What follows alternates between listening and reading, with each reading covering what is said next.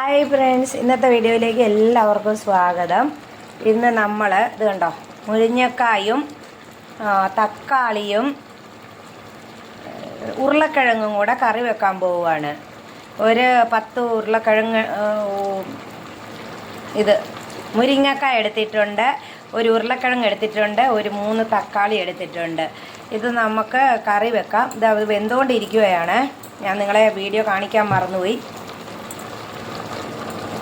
പിന്നെ ഇതാ കണ്ടോ, അതിനുള്ള തേങ്ങ ജീരകം അരച്ചെടുത്തുകൊണ്ട് വന്നിട്ടുണ്ട്. ഇനി നമുക്ക് കുറച്ച് ചുമന്ന ഉള്ളിയും പച്ചമുളകും കൂടെ ഇതിൻ്റെ കൂടെ ഇട്ട് കൊടുക്കുക. കറി വെച്ച് നിങ്ങളെ കാണിക്കാം.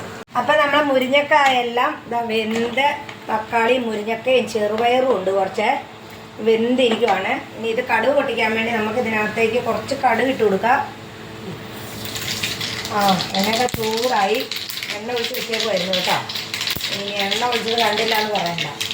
ഇതിൻ്റെ അകത്തേക്ക് നമ്മളൊരു 5-6 ചെറിയ ചുമന്ന ഉള്ളി അരിഞ്ഞത് ഇതും കൂടെ ഇട്ട് കൊടുക്കാം.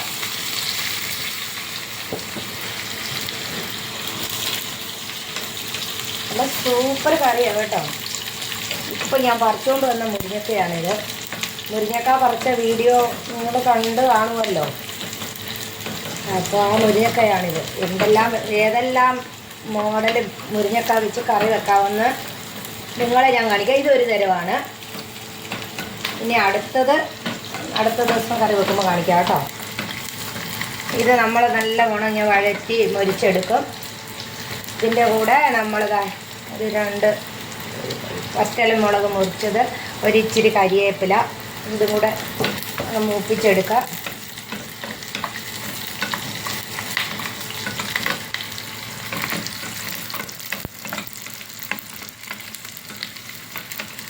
അടിപൊളി കറിയാണ്. അപ്പത്തിനും ദോശയ്ക്കും ചോറിനും എല്ലാം തിന്നാം.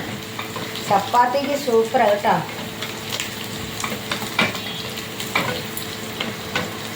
ഇതിങ്ങനെ പൊരിഞ്ഞ് വന്ന് കഴിയുമ്പോൾ ഇതിൻ്റെ അകത്തേക്ക് നമ്മൾ 1 സ്പൂണ് മുളക് പൊടിയും കൂടെ ഇട്ട് കൊടുക്കുവേ. എന്നിട്ട് അന്നേരമാണ് കറിക്ക് ഒരു ടേസ്റ്റ്.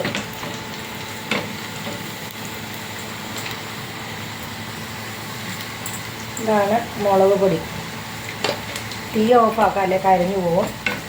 ഇതും കൂടെ ഒന്ന് ചെറിയ മാതിരി ഒന്ന് ഇതായി കഴിയുമ്പോൾ കറി റെഡി. നമുക്കിതിൻ്റെ അകത്തേക്ക് ഒഴിക്കാം.